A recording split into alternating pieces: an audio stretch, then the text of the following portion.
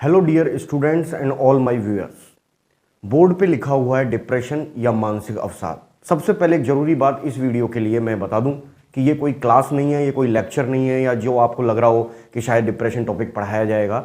आप इस वीडियो को किसी medical student, nursing student as well as किसी अदर स्टूडेंट या अपने फैमिली मेंबर, समाज में रह रहे किसी भी लोग या किसी भी व्यक्ति को शेयर कर सकते हैं, क्योंकि मैं इसके बारे में कुछ महत्वपूर्ण जानकारी आपको अगले कुछ छोटे छोटे वीडियोस में दूंगा। शायद अवेयरनेस इस बीमारी के रिगार्डिंग फैल सके और हमारा ये छोटा सा स्टेप आगे जाकर आप लोगों में एक समझ डेवलप करे कि कैसे स्ट्रेस फ्री रहा जाए। क्योंकि जिस रफ्तार से ये बीमारी बढ़ रही है पिछले कुछ दिनों में, स्पेशली मैंने एक वर्ड लिखा हुआ है यहाँ, आप समझ गए होंगे, उस वजह से लोगों में बहुत सारी मेडिकल प्रॉब्लम भी हो रही हैं। क्या मतलब? Yes, mental health is also related with physical health. तो केवल हम ये नहीं कह सकते कि अगर किसी को मेंटल हेल्थ की प्रॉब्लम है यानी मेंटल इलनेस है तो उसे फिजिकल इलनेस नहीं होगी। Yes, it is directly related with mental and physical health. चलिए शुरू करते हैं 2 से 3 मिनट का एक छोटा सा शॉर्ट वीडियो जिसमें आपको बहुत सारी काम की बातें डेफिनेटली मिलेंगी और आप भी आई एम श्योर कि लोगों को जागरूक करेंगे इस बीमारी के बारे में। डिप्रेशन यानी हिंदी में बोलते हैं मानसिक अवसाद।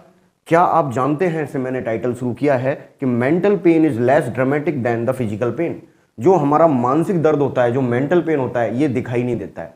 फिजिकल पेन या शरीर में कहीं भी अगर दर्द है तो हम ड्रामेटिक वे में उस लक्षणों को बता सकते हैं कि मुझे बहुत जोर से दर्द हो रहा है या मुझे ये परेशानी है। बट मेंटल पेन तो पता ही नहीं चलता है और धीरे धीरे ये इतना बढ़ जाता है कि किसी बड़ी बीमारी का रूप ले लेता है। बट फिर भी ऐसा कहा जाता है कि ये लेस ड्रामेटिक होता है फिजिकल पेन की अपेक्षा। बट ये लेस ड्रामेटिक तो है, बट इस वर्ड पे देखिए क्या है, मोर कॉमन है और हार्डर टू बियर है, पर इसे सहन करना उतना ही मुश्किल है और ये फिजिकल पेन से ज्यादा पाया जाता है। Yes, do not be surprised, this is more common, harder to bear. ये बीमारियां दिन ब दिन बढ़ती जा रही हैं। शायद ही आपने कभी कहीं सुना हो कि मानसिक अवसाद या डिप्रेशन इतना फैल रहा है वगैरह वगैरह। कुछ समय पहले की बात कर रहा हूं, पर आजकल आप देखते हैं रेडियो पर, टीवी पर, एफएम पर एडवर्टाइज आ रहे हैं मानसिक अवसाद से कैसे बचा जाए, इसके क्या लक्षण हो सकते हैं। आप गूगल पे कुछ भी अगर इससे रिलेटेड सर्च करते हैं तो हेल्पलाइन नंबर्स आ जाते हैं आपके सामने। आप टीवी में, किताबों में, सब जगह इसके बारे में अवेयरनेस WHO, यूनिसेफ या बहुत सारी गवर्नमेंट संस्थाओं के द्वारा फैलाई जा रही है। तो क्या आप जानते हैं कि 6.5 to 7% रेशियो, ये मैं इंडिया की बात कर रहा हूं, ग्लोबल डेटा में नहीं दे रहा हूं, क्योंकि जब तक हम हमारी बात नहीं करेंगे तब तक हम सीरियस कहां होते हैं किसी चीज के लिए। तो इंडियंस के अंदर NCMH, WHO की एक रिपोर्ट है, कुछ स्टडी मैं आपको बता रहा हूं। WHO की एक रिपोर्ट है जिसमें national care and mental health का एक सर्वे है। 6.5 to 7% इंडियंस में डिप्रेशन बढ़ा है पिछले कुछ समय में बहुत ज्यादा, और ये कम मत समझिएगा, 6 से 7 लोग हर 100 में से। क्या आप जानते हैं पिछले कुछ ईयर्स में कोविड-19 की वजह से डिप्रेशन की रेट में 43% का उछाल आया है, लीडिंग हुआ है 43%। और ये भी मैं किसकी बात कर रहा हूं? इंडियंस की बात कर रहा हूं, इंडिया की बात कर रहा हूं। क्या आप जानते हैं, वैसे तो हम ये कहते थे कि depression is a late adulthood disease. Late adulthood मतलब 50, 55, 60 साल, 70 साल तक की बीमारी है कि बुढ़ापे में जाके डिप्रेशन लोगों को धीरे धीरे होने लगता है। बट क्या आप जानते हैं कि हर 7 में से एक 15 साल से 24 साल के बीच में जो हमारा पर्सन है जिसकी उम्र 15 से 24 साल है, यानी अडोलसेंस से लेके अडल्ट होने तक, ये मिड अडल्ट भी नहीं हुआ है, 15 से 25 साल की उम्र में हर 7 में से एक बच्चे को डिप्रेशन हो रहा है। क्या आप जानते हैं कि डेली मींस डेली एक टर्म है जिसका नाम है डिसएबिलिटी एडजस्टेड लाइफ ईयर्स। थोड़ा ध्यान दीजिएगा, साइंटिफिक टर्म बोल रहा हूं, disability adjusted of life years. ये एक मेजरमेंट है, ये एक मापने का तरीका है कि कितने साल आपने डिसेबिलिटी में अपने जीवन के बिता दिए। क्या बोला मैंने? Burden of years due to disability. कि आपके जीवन के सपोज 50 साल थे, 60 साल थे, 70 साल थे, उसमें से कितने साल आपने किसी डिसेबिलिटी की वजह से निकाल दिए, किसी बीमारी की वजह से निकाल दिए। तो डेली एक वर्ड है disability adjusted of life years. आप सरप्राइज हो जाएंगे कि it is the 3rd leading cause. किसका? डेली का। कौन? डिप्रेशन।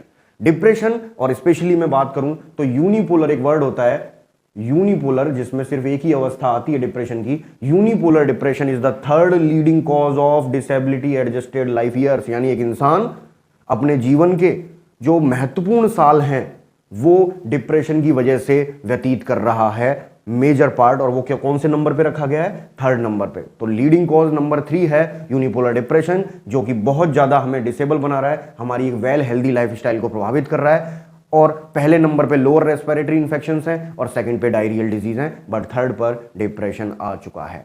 ये मैं आपको डराने के लिए या कुछ ऐसी बातें कि जिससे आप सचेत हो जाएं उसके लिए नहीं बता रहा हूं, ये बात बता रहा हूं ताकि हम इस पर काम करें, इसे समझें, स्ट्रेस फ्री रहने की कोशिश करें और क्या क्या इसके लिए हम मेजर्स उठा सकते हैं, क्या क्या स्टेप हम उठा सकते हैं, वो काम हम करें।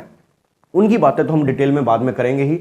फिलहाल मैं एक और चीज बता रहा हूं, मेल एंड फीमेल रेशियो में पुरुषों को थोड़ा सा ये कम प्रभावित करता है, फीमेल्स को इसका रिस्क थोड़ा ज्यादा होता है, तो फीमेल्स में थोड़ा ज्यादा रिस्क रहता है। आई होप कि मैंने आपको इस 2 से 3 मिनट में कुछ डेटा जो बताए हैं इससे आप काफी हेल्प मिलेगी कि हम फिजिकल इलनेस जैसे कि diabetes, BP, ischaemic heart disease या कार्डियोवैस्कुलर बीमारियों के प्रति जितने सजग हैं आज के समय में, उतना ही हम मेंटल हेल्थ को लेकर भी सजग रहें।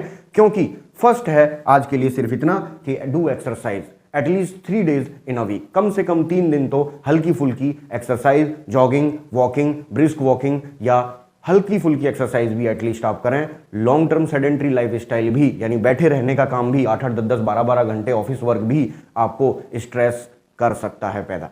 एक्सरसाइज एक ऐसी चीज है जो हमारे अंदर स्ट्रेस रिलीफिंग हार्मोन रिलीज करती है, जिन्हें एंडोर्फिन्स कहते हैं, एंडोर्फिन्स या हैप्पी हार्मोन।